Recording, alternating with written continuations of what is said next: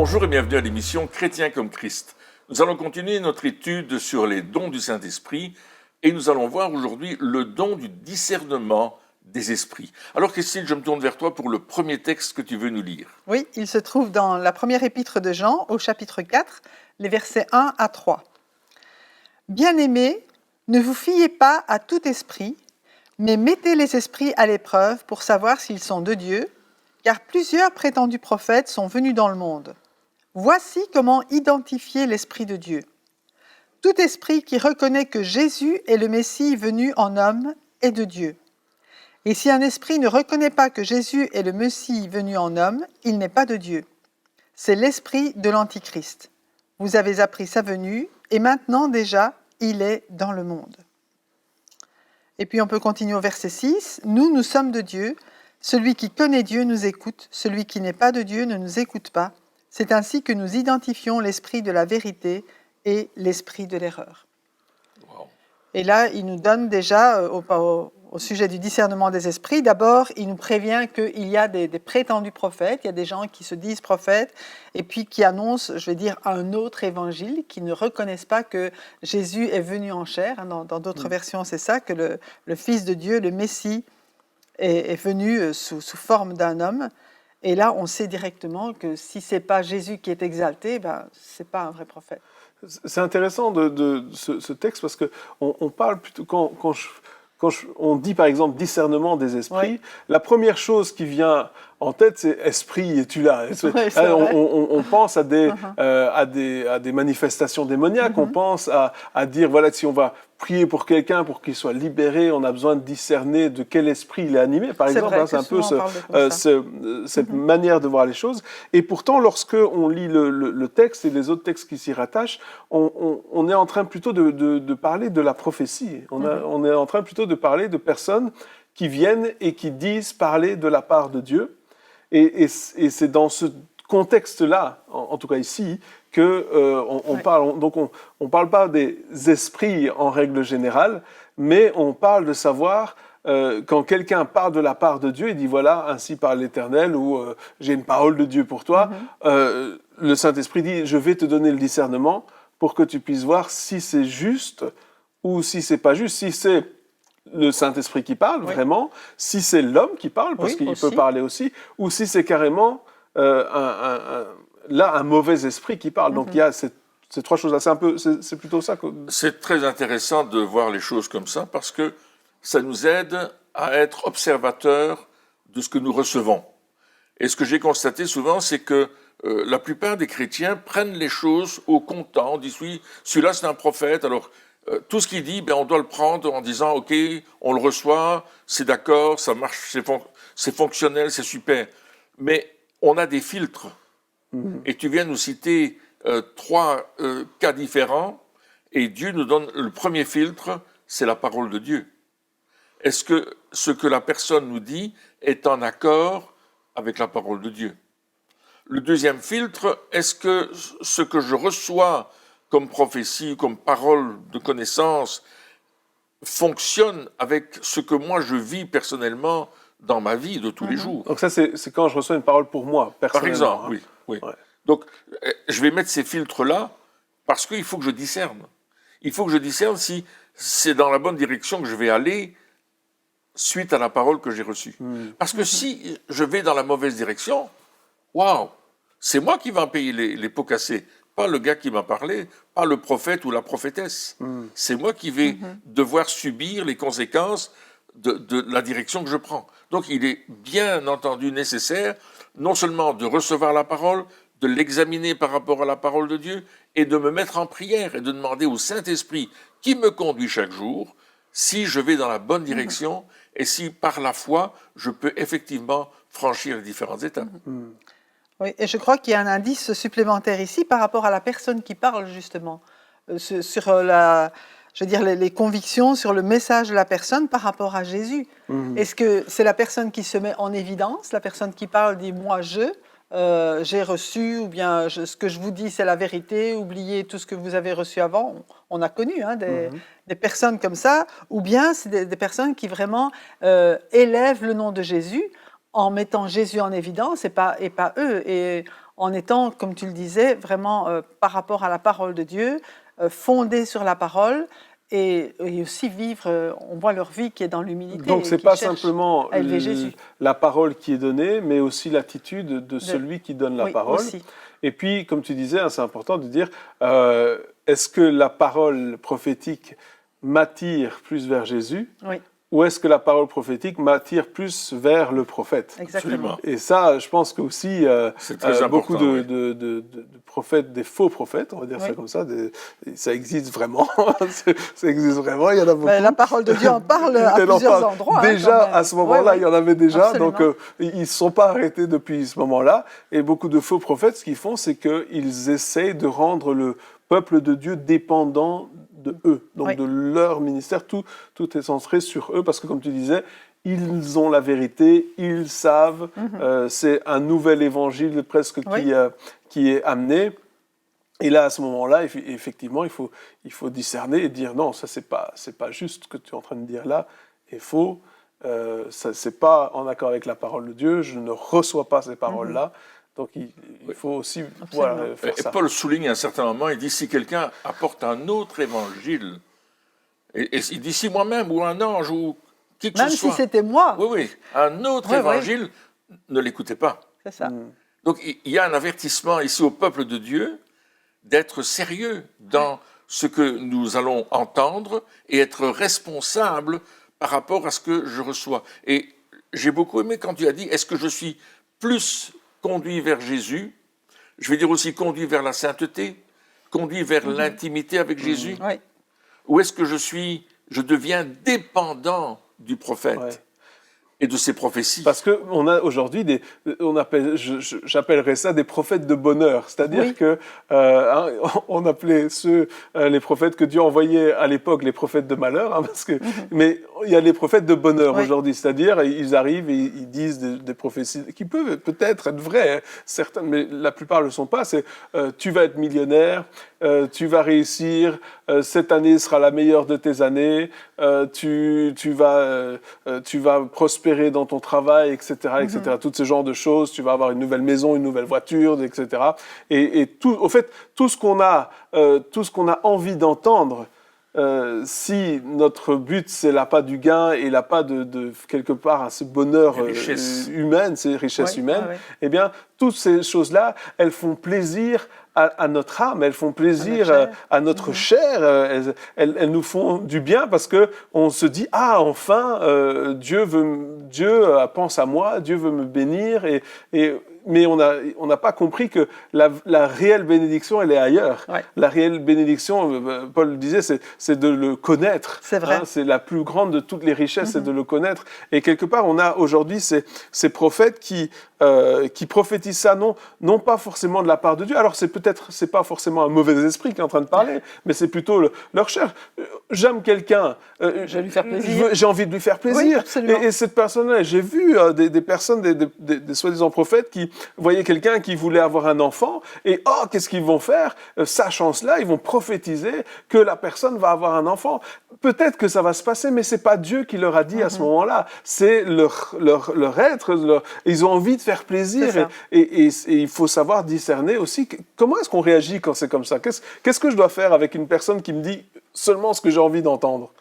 Mais d'abord, si je suis dans l'intimité avec Jésus-Christ, il est clair que je vais dire merci beaucoup pour la prophétie que tu me donnes et je ne vais pas la laisser là, je vais la mettre en prière et dire Seigneur, est-ce que c'est vraiment ça que tu me dis? Est-ce que c'est vrai? Et est-ce que ça va diriger ma vie? Parce que j'entends beaucoup de choses, même à la radio, d'une façon générale. Encore ce matin, j'entendais « il faut que vous réalisiez vos rêves ». Alors les gens veulent réaliser leurs rêves dans l'année qui va venir. D'ailleurs, à la fin de chaque année, au début de chaque année, on dit « on va réaliser ses rêves, vous allez réaliser vos rêves cette année-ci », etc. Et on prophétise des bonnes choses. Mais on voit que tout d'un coup, il arrive une catastrophe. Comme cette année. Comme ça s'est passé en 2020, où il y a une catastrophe qui est arrivée et où les gens n'ont pas été capables de réaliser leurs rêves. Est-ce que les prophètes s'étaient trompés? Est-ce qu'il y avait quelque chose qui ne fonctionnait pas? Moi, je pense qu'il faut se poser la question d'une autre façon.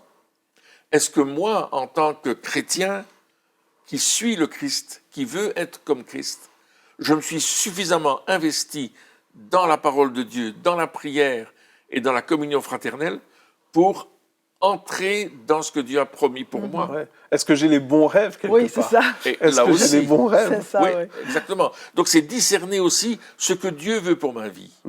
Et il y a un point où je trouve qu'on a un peu manqué dans le peuple de Dieu, c'est qu'on a un héritage en Jésus-Christ. Et il dit dans Éphésiens chapitre 1 verset 3 que nous sommes bénis de toutes les bénédictions spirituelles en Jésus-Christ. Il y a là une bénédiction extraordinaire qui dépasse la bénédiction, je vais dire terre à terre, Ouais. qui est beaucoup plus grande, mais nous ne connaissons pas cet héritage. Ouais. Et on doit apprendre à le connaître. Et le discernement des esprits, justement, c'est pas seulement discerner ce que prophète X ou prophète Y va me dire, c'est aussi discerner ce que Dieu me dit à travers sa parole. Ouais. Quel est l'esprit de la parole qui veut me parler aujourd'hui?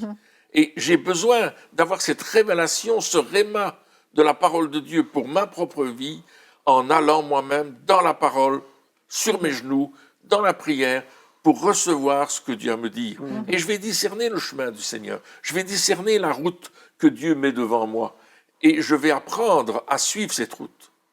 Vous savez, trop souvent, les gens ne sont pas contents de la situation dans laquelle ils vivent.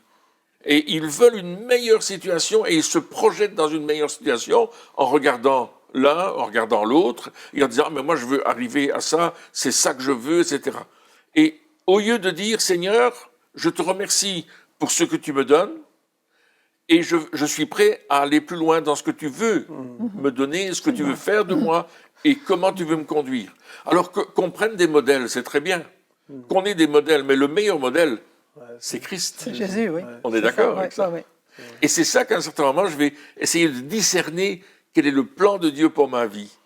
Et je vais me mettre devant Dieu. Et peut-être qu'un prophète va dire, à un certain moment, dans ta vie, il va arriver ça, ça. Mais je sais déjà que c'est ça que je veux dans mon cœur, en profond, parce que j'ai été dans cette intimité avec Dieu. Je sais ce que Dieu veut pour moi. Et là, j'ai une confirmation de ce que Dieu veut pour moi. Je me souviens d'une expérience qu'on a vécue. On était aux États-Unis. Et on est allé écouter un prédicateur et on savait que c'était un prophète. Et comment ça, il y avait la louange, l'adoration, etc. Nous, on est arrivés un peu en retard. On s'est assis dans le fond de la salle, il y avait beaucoup de monde. Et à un certain moment, il commence à prophétiser sur 7 femmes d'affilée. 7 femmes. Et je me dis, il prophétise que sur les femmes. C'est la réflexion qu'on peut se faire naturellement, là. Qu'est-ce que c'est que ça? Je dis, Seigneur, si c'est un vrai prophète, je te demande qu'il prophétise sur un homme. Et je suis en train de prier, j'ai les yeux fermés, je le demande.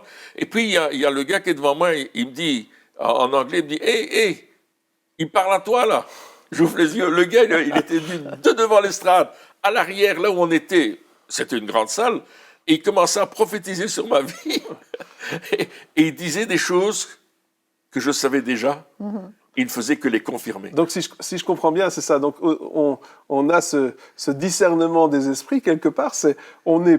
On a cette proximité avec Dieu. Oui. On écoute ce que le Saint-Esprit nous dit, ce que le Dieu nous dit, ce que le Fils nous dit, Jésus nous dit, etc. Donc, et quand on entend une parole prophétique qui vient d'un prophète, que ce soit pour nous ou pour quelqu'un d'autre d'ailleurs, il y a comme un écho dans notre cœur et on sait, ça c'est juste. Ça, parce que justement, finalement, ce discernement vient de notre proximité avec Dieu. C'est ça qu'on est plus proche de Jésus. C'est vrai.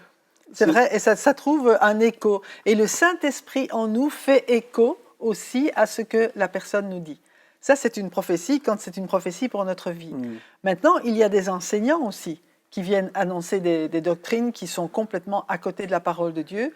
Et là aussi, on a besoin de discerner. Et pour cela, c'est à nous aussi à connaître la parole, à être des personnes de la parole de Dieu et qui connaissons Jésus non seulement dans la prière, dans l'intimité, mais aussi qui avons appris à connaître, l'entièreté, le global de la parole de Dieu. Donc, quelque part, ça nous responsabilise aussi. Oui. Absolument. Parce que si on remet tout ça en résumé, ce qu'on vient de voir là maintenant, si je prends par exemple un prophète qui vient, que je passe pas de temps avec Dieu, je passe pas de temps dans la prière, etc. Il vient, il peut prophétiser n'importe quoi. On va croire. Soit je vais croire, ou alors je vais pas savoir. Je vais rester dans le doute, je vais pas savoir si c'est juste, si c'est pas juste. Il y aura pas d'écho dans mon cœur, il y aura rien. Donc je vais être un petit peu comme un enfant qui absorbe tout.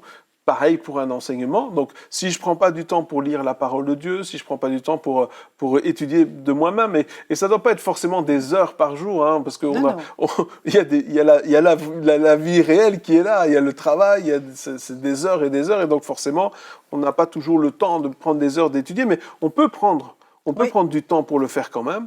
Et si je le fais pas, je vais être là et je vais absorber tout ce qu'on me dit et je vais finalement tout croire sans vraiment savoir pourquoi je crois ce que je crois. C'est vrai. On va juste absorber. On me l'a dit que c'était comme ça. Je me souviens un jour, on parle de prophète, il y a un prophète qui est venu dans l'église et il a commencé à prophétiser sur tout le monde et à chaque personne il prophétisait qu'il allait devenir millionnaire. Je me souviens. Tu te souviens? À chaque personne et je me dis mais tu dis n'importe quoi, je veux dire, mais ça va pas dans ta tête. Je me dis mais ce qui m'a choqué, c'était le nombre de personnes qui croyaient absolument tout ce qu'il était en train de dire. Parce que ça leur faisait plaisir. Mais oui, parce que ça fait plaisir. Tu vas être millionnaire. Wouhou, je vais être millionnaire en euros, je vais être millionnaire en ce que tu veux. Mais super, alors on est peut-être millionnaire, mais dans une devise, dans une autre devise. Mais mais tout le monde croit. Et tu parles d'enseignement, c'est la même chose. Aujourd'hui, on a des enseignements qui racontent n'importe quoi. Des fois, les mensonges, ils sont gros comme des maisons. Enfin, je veux dire, c'est pas des petits. On parle pas de virgule qui manque. Non, c'est sûr. On parle pas d'une interprétation qui peut être un peu différente. On parle de mensonges qui sont gros comme des maisons. Et les gens viennent et disent, tu sais que c'est vrai ça? Je dis, mais enfin, lis la Bible. Il y a des choses qui sont tellement fondées dans la parole de Dieu. Et est-ce que ça t'amène à Jésus? Encore une fois, c'est ça la question. Est-ce que ça t'amène à Jésus? Est-ce que... prenons l'exemple de millionnaire. Si tu es millionnaire, pourquoi est-ce que ça t'apporte un tel bonheur? Il faut se poser la question. Oui, c'est vrai. De savoir que tu vas être millionnaire. C'est ça ton bonheur? C'est ça qui va faire ton bonheur, le fait d'avoir 1 million d'euros sur ton compte? Est-ce que c'est ça la source de ton bonheur? Oui. Quelle est la finalité, en fait, de ce que je veux faire avec? Parce que là aussi, qu'est-ce qu'on va faire? Est-ce qu'on va s'éloigner de Dieu quand on sera millionnaire? Qu'est-ce que ça va changer dans ta vie? Qu'est-ce que ça va vraiment t'apporter? Parce qu'on a vu des gens qui devenaient riches et puis tu ne les voyais plus à l'église. Exactement. Où est ta sécurité, en fait? Est-ce que ta sécurité, c'est dans l'argent que tu as ou que tu veux avoir ou que tu auras? Est-ce que l'argent que tu as ou que tu veux avoir va influer, si tu veux... Il y en a qui se disent, mais quand j'aurai des sous, je ferai ça pour Dieu, je ferai ça pour Dieu. Mais fais maintenant avec ce que tu as. Oui, quand j'aurai des sous, quand je serai marié, quand j'aurai des enfants, quand j'aurai un travail, quand j'aurai une voiture. Quand je serai pensionné. Quand je serai pensionné. Non, mais c'est vrai. Toutes ces choses-là, en disant, quand je serai en vacances, quand. Mais c'est maintenant. Mais c'est maintenant, c'est ça. Et si on résume toutes ces choses qu'on a dans la tête, ces idées, ces mensonges aussi, comme tu dis, on se projette en disant, ben oui, mais si j'avais ça, je pourrais faire ça, si j'avais ça, je pourrais faire ça. Et on oublie de réaliser qu'on a déjà tout ce dont on a besoin. On a Jésus. On a Jésus. Ça, c'est le plus important. Et encore une fois, je me répète, mais Paul, il disait, mais tout le reste, je le considère comme des poubelles. Tous mes titres. C'est ce que Paul disait. C'est ça, Paul disait, mes titres, ma nationalité, ma réputation, mes biens, toutes ces choses-là, toute mon éducation, tout mon savoir, je considère ça comme la poubelle, des déchets. À cause de la supériorité, l'excellence qu'il y a à le connaître lui. Et là, on réalise que lorsque on le connaît, lorsqu'on s'approche vraiment de lui, quelqu'un peut venir et te dire, tu vas être millionnaire l'année prochaine, tu vas lui dire, ok. ça va, ça me, Ouais, c'est ça. ça me dérange pas, mais c'est On pas, verra bien.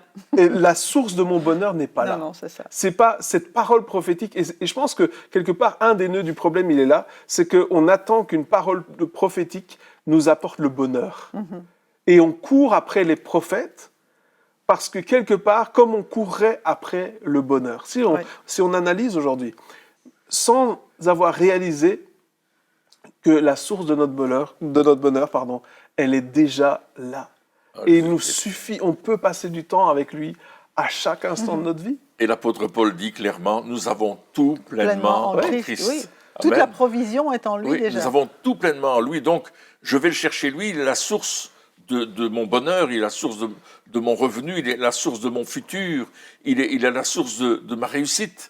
Tout pleinement en lui. C'est-à-dire que si je suis vraiment en lui, lui va me donner tout ce que j'ai besoin. Je vais ouvrir grand mes bras et je vais voir que Dieu va pourvoir au-delà de ce que je peux penser même. Ouais. Et c'est comme ça que, en faisant ça, on parle de discernement des esprits, Oui. hein, mais en faisant cela, si on a déjà trouvé le bonheur quelque part, eh bien, on va pouvoir être impartial, c'est-à-dire qu'on va pouvoir être objectif Oui. par rapport à ce qu'on va recevoir. Si je m'attends à ce qu'une parole prophétique m'apporte le bonheur, eh bien, si celle-là répond, ne fût-ce qu'à un petit peu de ce bonheur, je ne vais pas la juger. Je vais juste la recevoir parce que il y a cet appât du gain quelque part, du gain, que ce soit financier ou autre. Hein. Il y a cet appât du gain. Et pareil pour un enseignement. Si je ne suis pas proche de Dieu, ça va être ça. L'enseignement qui va dire, je ne sais pas moi, 7 points pour être millionnaire, reprenons millionnaire, 7 points pour être riche ou un truc comme ça. Qu'est-ce que je vais faire? Ah, mais je vais tout faire parce que mon bonheur, il est là. Mais si j'ai déjà trouvé le bonheur, je vais pouvoir être objectif. Et dire, Seigneur, pour s'approcher de Dieu. Ouais, est-ce que c'est vraiment juste? Est-ce que c'est vraiment, est-ce que 7 points, c'est mieux 7 points pour s'approcher de Dieu? Mais est-ce que ça m'attire à toi, Seigneur? Est-ce que quand j'entends, moi, les messages qui me touchent le plus, c'est les messages où quand je l'entends, je me dis, ah, je peux le connaître encore plus. J'ai besoin de le connaître plus encore. J'ai besoin de me rapprocher plus de lui. Ces messages-là, peu importe, des fois on pense qu'il faut un sujet particulier, mais non, quand c'est vraiment un message de Dieu, c'est un message qui nous attire plus près de lui. Et là on se dit, ah oui, je veux être plus. Mais si un message est plutôt dire, ah oui, mais voilà, comme ça tu vas prospérer. Il n'y a rien de mal à la prospérité, il n'y a rien de mal à être millionnaire, hein. On n'est pas en train de dire ça. Mais si c'est ça notre source de bonheur, ou autre chose, eh bien alors on s'éloigne quelque part de l'essentiel. Et on n'est plus objectif du tout. On est juste, on prend tout ce qui vient parce que ça répond à un manque dans notre vie qui ne peut être comblé que par notre relation avec Dieu. Donc c'est là qu'on voit que le discernement est très important. Très important aujourd'hui, et encore plus. Parfois, je dirais que parfois on essaie de discerner tout seul, mais on peut très bien discerner à plusieurs. Oui. On peut discerner ensemble. Est-ce que ce que nous avons reçu est conforme? Et peut-être que moi, je n'ai pas compris le côté dangereux de la prédication ou de la prophétie, mais toi, tu as compris quelque chose et toi, tu as saisi quelque chose. Donc, ensemble, on va partager, je dis, ah oui, ça, je n'avais pas fait attention à ça. Il y a un danger, effectivement, dans l'enseignement. Ça nous est arrivé plusieurs fois. Ça nous est arrivé plusieurs fois et on a dû discuter. Il y en a un qui avait la puce à l'oreille, comme on dit, et il disait, mais est-ce que tu ne crois pas qu'il dit des erreurs? Alors, on va écouter à nouveau. Puis on écoutait l'enseignement, on réécoutait, on posait des questions à l'enseignant, et puis on s'est aperçu que non, il n'était pas du tout dans la ligne de la parole de Dieu. Et on a dû lui dire, écoute, on est désolé, mais on n'est pas en accord avec toi. Il y a quelque chose qui ne correspond pas et qui amène le peuple dans l'erreur. Et ça, c'est important de dire, on a discuté avec la personne. Parce que des fois, on entend quelque chose qui n'est pas juste, on ne va pas le dire à la personne, on va juste le critiquer dans son dos, alors que finalement, peut-être que si, on l'a tous fait, hein, si on aurait parlé directement à la personne, peut-être qu'il aurait dit « Ah oui, mais c'est pas ça vraiment que je voulais dire », ou « Je me suis trompé », ou « Je réalise ». Parce que des fois, on fait... c'est pas parce que quelqu'un se trompe ou qu'il parle humainement que forcément, ça devient notre ennemi. Que forcément c'est quelqu'un qui n'aime pas Dieu, que forcément c'est un démoniaque. Enfin, des fois, non, c'est vrai, directement, il faut parler avec la personne, on lui dit ah mais t'es un mauvais. Non, finalement, on s'est tous trompés On s'est déjà. tout à fait. En parlant, sûrement aussi en prophétisant. Donc, il faut savoir de dire, OK, ouais, je me suis peut-être trompé, peut-être que moi, je me souviens, j'avais donné une parole à une personne et puis je lui pose la question. Après, je lui dis, est-ce que ça a du sens pour toi? Est-ce que vraiment ça veut dire quelque chose? Et la personne me dit non. Je lui dis, écoute, il n'y a pas de problème. Et juste à côté, il y avait sa femme qui me dit, oui. ça veut dire... Mais je me suis quand même excusé envers la personne. Je lui dis, écoute, voilà, je suis désolé si ça correspond à rien. Je me suis trompé, c'est pas grave. Mais sa femme me confirmait autre chose. Donc, mais tout ça pour dire que, voilà, on ne va pas dire que quand quelqu'un se trompe, ah oui, mais on va directement parler sur son dos, machin. Non, je pense que c'est peut-être important aussi de pouvoir lui dire avec douceur, avec calme, sans devoir dire « Oh, t'es un faux prophète » et tout ça. Non, peut-être, est-ce que tu ne penses pas que là ou là, c'était pas juste ce que tu disais? Est-ce que c'était pas un petit peu trop Et ça aussi, ça aide. Le discernement, c'est pas seulement pour nous aider à ne pas se tromper soi-même, mais c'est peut-être aussi pour celui qui parle, qui nous dit quelque chose, et peut-être lui dire pour que la prochaine fois, il ne se trompe pas aussi. Peut-être que lui, comme ça, il va pouvoir dire « Ah, mais maintenant, je discerne que là, c'est Dieu qui me parle, et là, c'est moi. » Et qui en rajoute une couche. Hein, ou alors, on peut lui dire « Oui, peut-être que jusque-là, c'était juste. » Et après, c'est toi qui parles. Après, là, c'est plus vraiment juste. C'est ce que la parole de Dieu dit. Hein, ne méprisez pas les prophéties, mais retenez ce qui est bon. Hein, examinez toutes choses et retenez ce qui est bon. Nous, on aurait tendance à retenir ce qui est mauvais en disant il n'y a rien de bon. Mais non, il y avait des choses bonnes, comme tu dis, et puis il y a des choses qui ont dépassé ce que Dieu voulait dire. Quoi. Le mot important, c'est examiner toutes choses. Donc, et comme Béret, voilà, les chrétiens de Béret. Absolument, comme les chrétiens de Béret qu'on trouve dans les Actes des Apôtres, il fallait absolument qu'ils vérifient ce que Paul leur annonçait pour savoir si c'était dans les Écritures. Et nous, on doit faire la même chose, que ce soit une parole prophétique, que ce soit un enseignement, que ce soit simplement une conversation dans laquelle on parle de choses et d'autres. Est-ce que ce que je vais dire, ce que je vais recevoir, ce que je vais entendre, et ce que je vais dire aussi, bien sûr, conforme à la parole de Dieu? Est-ce que je peux le partager avec d'autres? Surtout si je dis « ainsi parle l'Éternel » ou surtout si je dis « la Bible dit hein. ». Quand c'est comme ça. Quand la Bible dit, je lis le verset de la Bible. Et là, on doit faire attention aussi aux personnes qui veulent prophétiser sur toi, mais en privé, tout seuls dans leur coin, parce qu'ils ne veulent pas que les autres jugent la prophétie. Or, on a vu la fois passée qu'un prophète prophétise et que les autres jugent. Qu'ils jugent quoi? La prophétie, évidemment. Donc il faut faire attention. Et en terminant en disant qu'il existe aussi malheureusement des personnes qui le font, qui sont des faux prophètes et qui sont conscients de l'être et qui ont un seul but, c'est de détourner le peuple de Dieu. Et avoir un gain. Et avoir un gain. Et leur but, c'est l'argent. Et c'est comme ça. Et donc il faut aussi là avoir ce discernement et demander au Saint-Esprit de nous donner ce discernement qui est un don. Hein. Donc ça ne vient pas de nous, ça vient vraiment du Saint-Esprit. Mais vraiment, lorsqu'on se rapproche de Jésus, eh bien à ce moment-là, ça va vraiment faciliter les choses. Amen. Et voilà, merci beaucoup de nous avoir suivis encore pour cette émission. Et puis on se retrouve très bientôt pour la suite. Au revoir.